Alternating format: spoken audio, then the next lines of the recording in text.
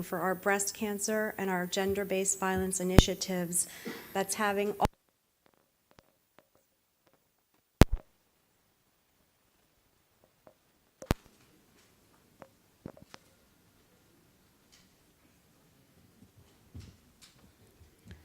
Hello everybody. I am aware the people here are already doing remarkable work in this department. So nothing that I will say will be new to you, but I'm really glad to be here as a representative of one of the oldest film industries in the world, where today films are being written for women and making money at the box office and changing a few perceptions that maybe only cinema can change, reaching the lowest common denominator. And I'm fortunate to be sharing the panel with people who have given their lives for the cause of compassion for total strangers. I think women's issues will remain women's issues till they are no longer issues, because nobody ever says men's issues, you know. So जब तक ये मुद्दा है तब तक ये बात रहेगी, और ज़रूरी नहीं कि इस लाइफ टाइम में कंप्लीट हो जाए, इस ज़िंदगी में हम इस चीज़ को मिटा पाएँ, क्योंकि सालों की कंडीशनिंग है, हज़ारों सालों का कल्चर है, पर हम कोशिश कर सकते हैं. और अगर मेरी माँ की लाइफ अपनी माँ से बेहतर हो सके और मेरी लाइफ मेरी माँ से बेहतर हो सके, then we have achieved something. Thank you.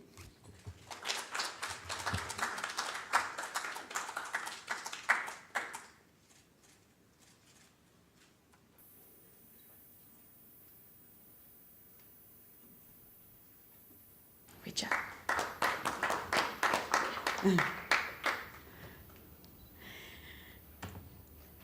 And last, but certainly not least, I'd also like to introduce... For a living. Thank you, everyone, for being here. So I first wanted to start with the Justice Institute. What is the Justice Institute? And Christine, why did the Avon Foundation decide to become involved with this initiative?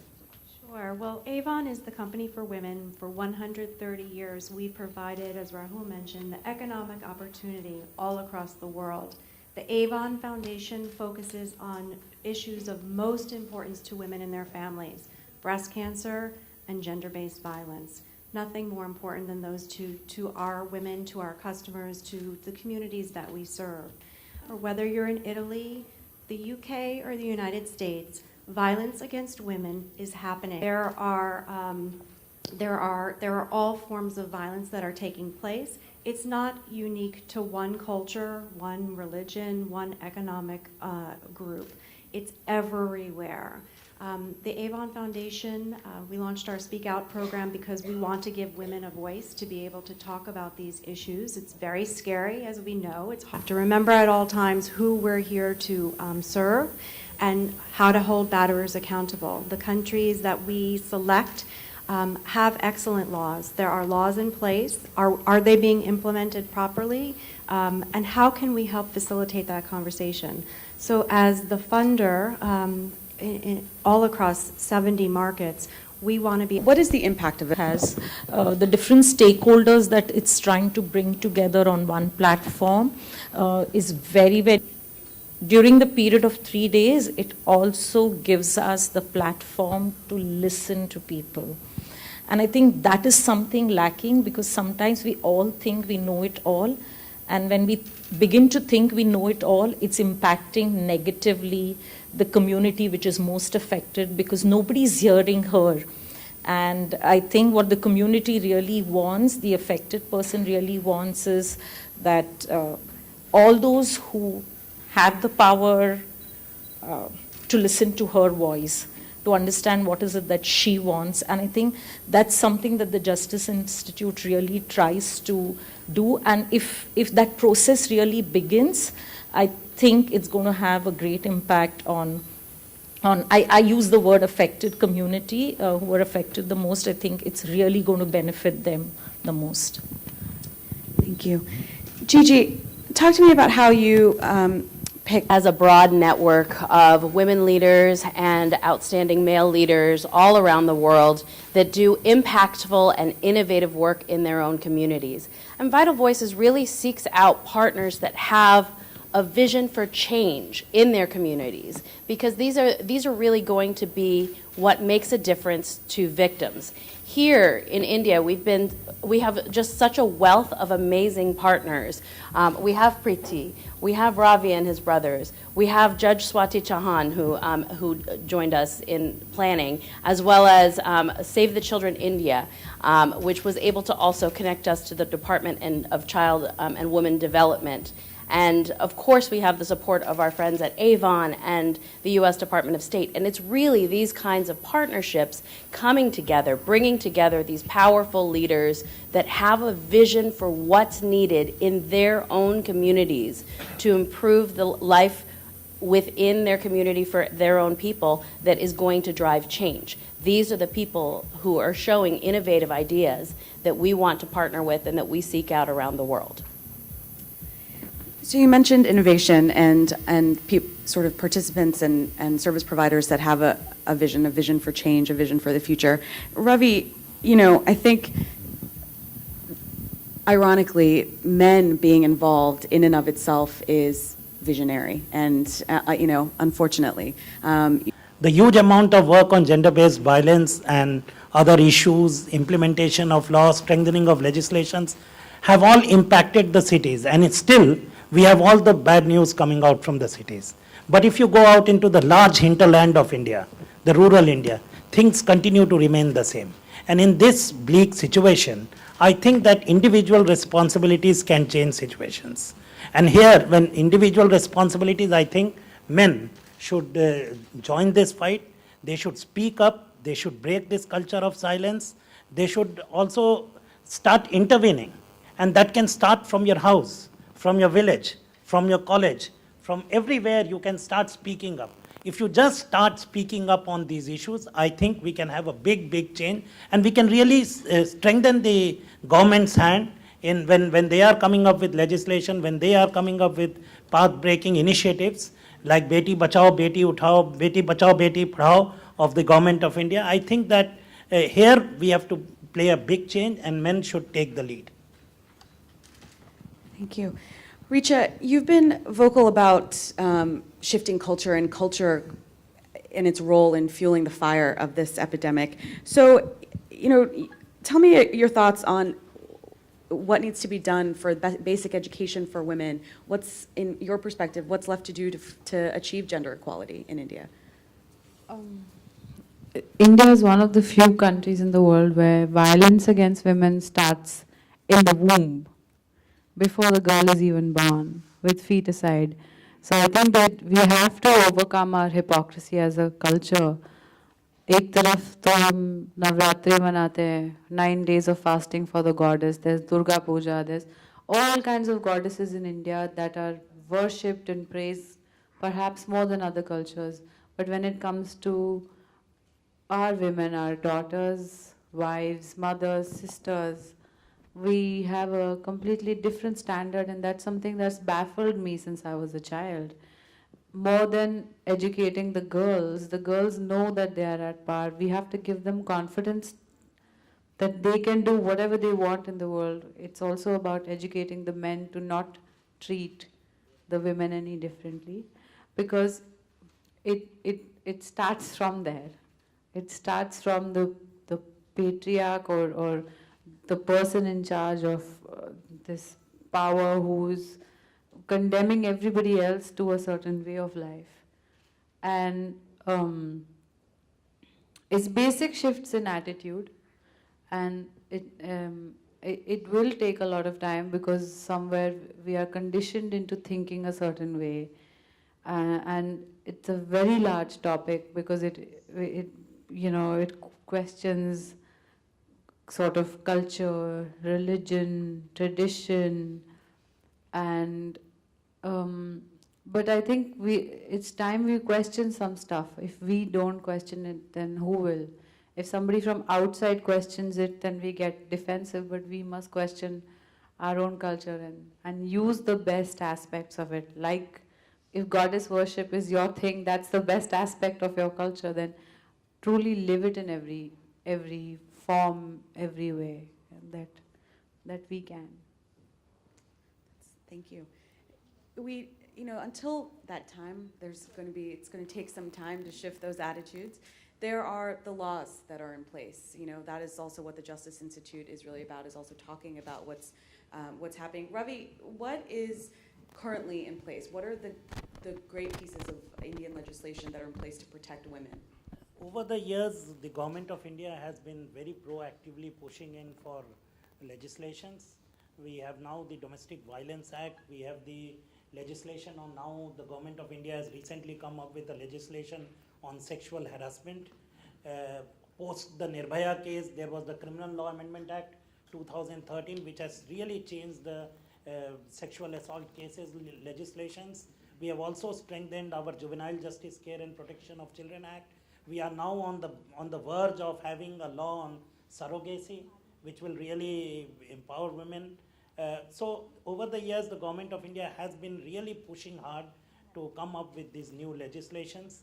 And also we are recently now on the verge of having a law on human trafficking, a comprehensive legislation on human trafficking, which will really look into the aspects of victim protection, victim support. The government of India has also made a major shift into how we think about on violence against women issues, because when women get violated, there is a violation of their fundamental rights. And when there is a violation of fundamental right, the state is liable. So the government of India has also put into place victim compensation scheme, which really supports women who have faced violence. The government of India, under the orders of the Supreme Court, has given compensation scheme for acid attack victims. So the government as well as various state governments have done a great amount of work. We have to still do a lot of work, but I think that these legislations are in place, and we have to see that the major issue which is to implement those legislations. But clearly, I think there's something that is left to be done. So, Prithi, what can still to be put into place? Frankly speaking, I don't think we need more laws at this stage. I think we need to concentrate on implementation.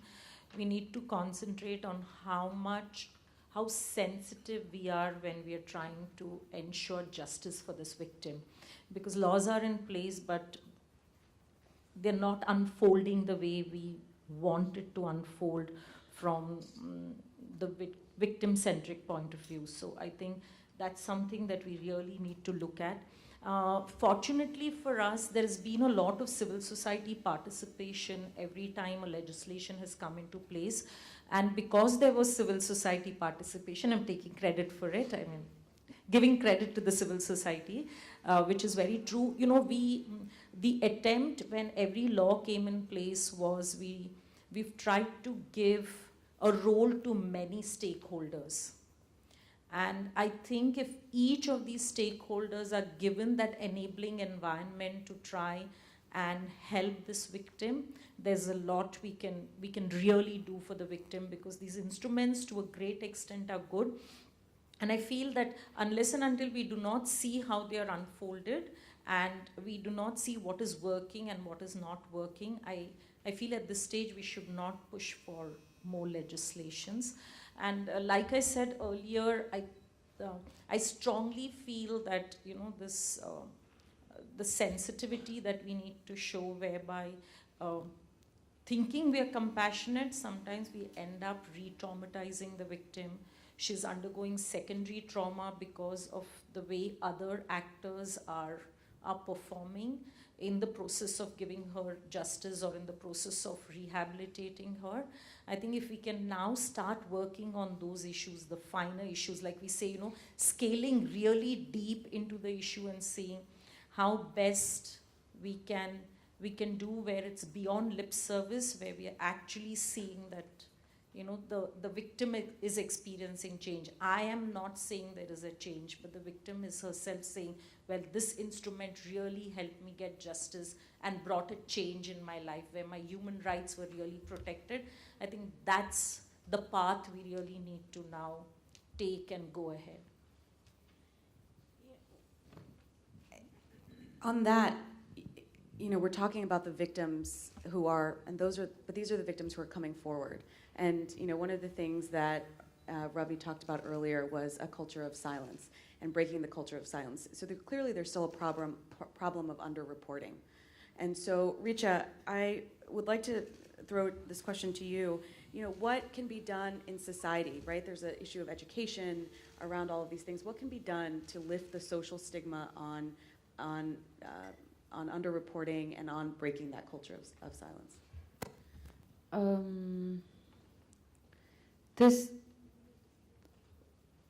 There is definite underreporting because it is seen as a loss of dignity and honor. So most people would rather let their daughters or just live with that rather than come out in the open and discuss it. They don't want to be questioned. They don't want her to lose face in the society. Like the literal translation of rape in most of our movies and culture for the longest time was Izzat Lutna, which means to rob one's honor, or in English, to attack somebody's modesty.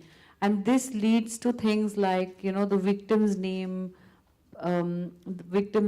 being hidden, and then this whole deal about how their privacy. In fact, it ought not to be the victim who should be ashamed because it was not her fault to begin with. And if we have to really change an attitude, we should maybe look at people who commit this crime and hold them accountable publicly and see what that does. Because I was sharing with you yesterday, there is a juvenile delinquent center between Mahim and Sion. I don't know how many people have seen it. I was shooting a film there called Mayor Charles, and I was just hanging out outside my trailer, and I met a guy who must have been between 15 and 17 years old, who was in there for rape. So then I asked him, I said, what did you do? He said, I raped my 11-year-old neighbor. I said, and are you regretful? He was like, yeah, I feel bad for her sometimes, but I didn't really want to study any further and I didn't like where I lived. So I thought that in any case, if I'm 15 now, if I get 7 years of prison time, I'll still be young when I get out and I can start over. That was his callous attitude towards harming another child in such a horrible way. But and that place is such that if you are the company you keep, the kind of atmosphere, it is a reformation center, but oftentimes it appears to be like a jail. So then there is a definite change in the person the child that goes there and the adult that comes out, and they are not reformed at all. So, so much needs to be done at so many levels, but I think first we should erase this whole aspect of shame, because there's already a lot that the victim is dealing with. And in fact, when I read the statistics today about India, I would think they are easily double of what is there because of the underreporting. Gigi, how does India sort of, the statistic right now is approximately, or at least, sorry, not even approximately, at least 1 in 3 women around the world will experience some form of physical or sexual violence in their lifetime. And so that's global. So how does India sort of stack up? Someone in their own life, and that the majority of women face this violence in their own homes.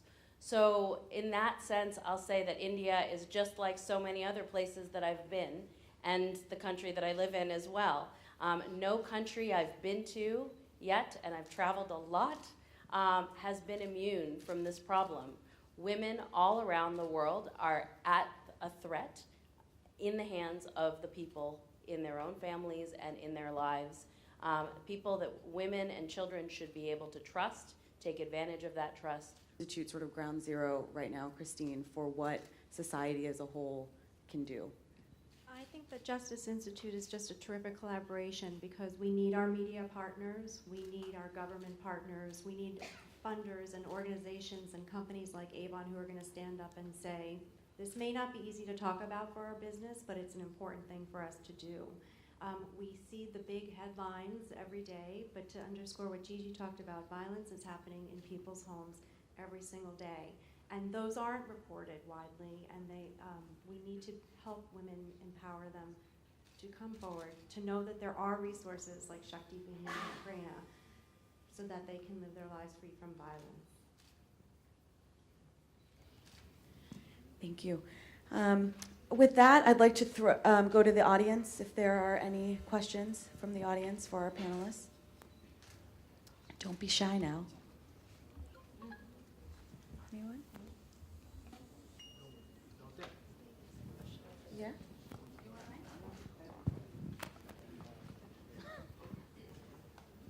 Thank you so much, and I really appreciate all the dignitaries coming up to speak up on such a topic, which is every time which has been discussed about a lot of NGOs, a lot of journals have been publishing the stories, but when it comes to reality, I mean to say, is it real that nothing has been done so far? As Richa mentioned that in a country where goddesses are worshipped, but when it comes to government, all the governments, they have been trying their means on paper or on speaking of, but when it comes to practically, do you think nothing has been done so far?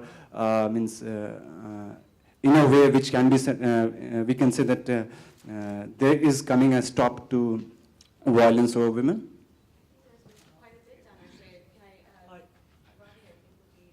I think the problem is so huge that the government initiatives need to be supported with public support also is required.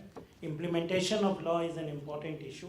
We have a lot of legislation, but implementation and budgeting and funding of those legislation continues to remain problems. We have done a lot of things, like especially for delivery of justice, special courts, creation of children courts, all of these things have been done, but I think that we need to do a lot. We are a big, huge country, and we have to strengthen these initiatives at the district level. We may have a special court in Mumbai, but in some special court in Bastar district, that's not there. So we have to invest a lot. The government has to do a lot in terms of implementation of these legislations. Child-related legislation, women's issues-related legislation, building infrastructure for the judiciary, infrastructure for the law enforcement. We continue to remain crucial about the law enforcement responses. They are least prepared and sensitized to work on these issues of women, violence against women. So training of law enforcement is an important issue, training of the judiciary, sensitization. We have to do a lot of work, and I think that the government has been doing it. It's slowly increasing its commitment on these issues, and we have to supplement it. But finally, I think that each and every individual can help in this fight.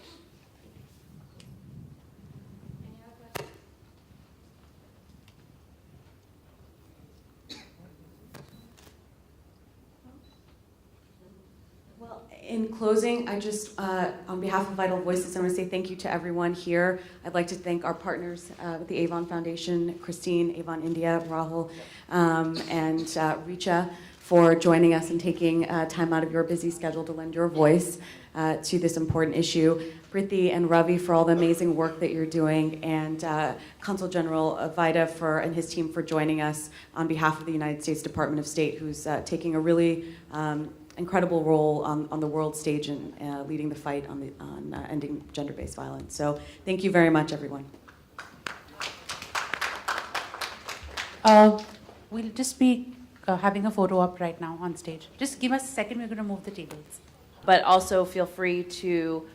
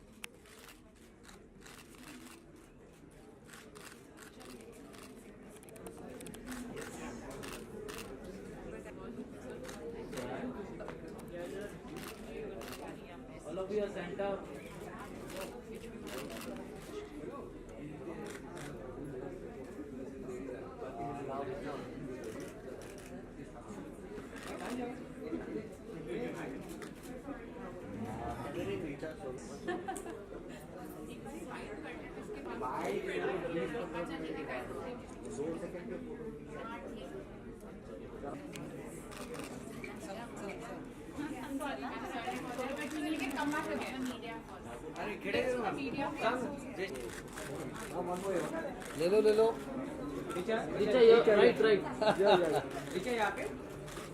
Right से ma'am thank you यार right thank you please thank you okay अरे थम बना चलो Okay, thanks guys. I need the meeting. बोलिए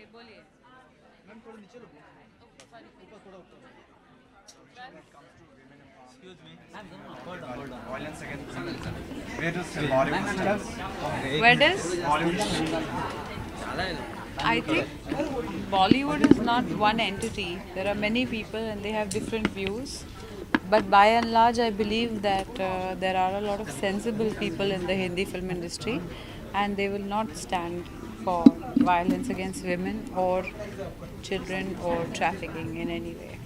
But there have been like intellectuals who belong to NGOs and belonging to writing for the other journals. They have been saying continuously that Bollywood is the thing who represent women in a way of in a quite obscene way, and that is they just make Bollywood responsible for all this. No, it's easy to blame Bollywood.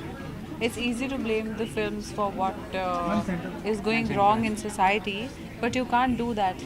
Life imitates art and art imitates life. It's a vicious circle.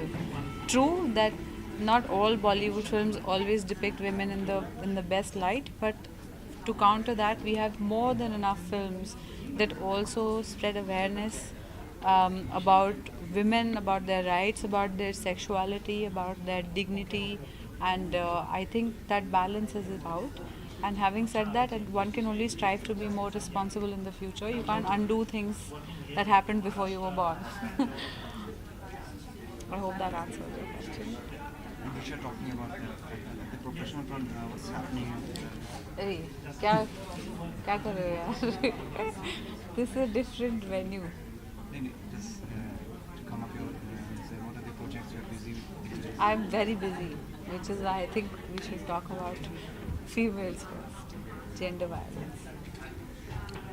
Any questions you So have lastly, for what do you Avan and Avan?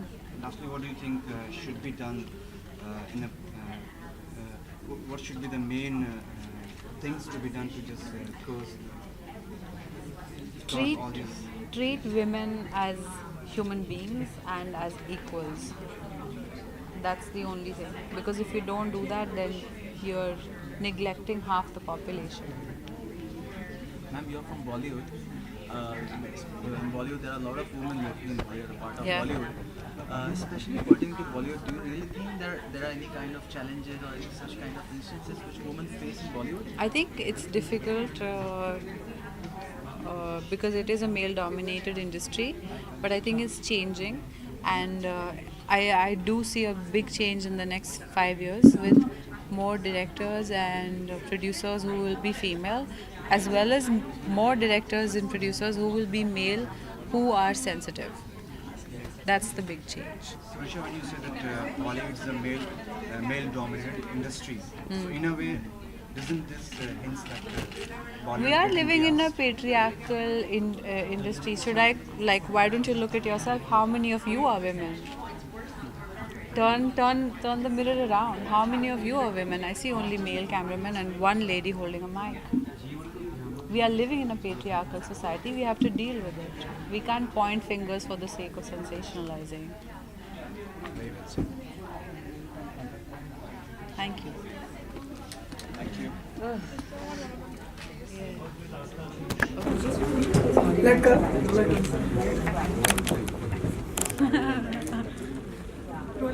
And I think they are doing an amazing job. I've never really come across a brand that has been so involved, encouraging women to be self-sufficient. They have a multi-level marketing business model, and that by itself encourages people to take initiative and get out of abusive relationships because they're financially dependent. So I think that's where it starts. So how do you think the Vital Voices and the Avon Found, how are they going to collaborate together and form a difference in the society of India? So Avon has funded now our second Justice Institute in India, and we hope to convene many more, and it's just in 70 markets. India, Italy, the by Avon funding these organizations to come together, we rely on our Avon partners. We rely on celebrities.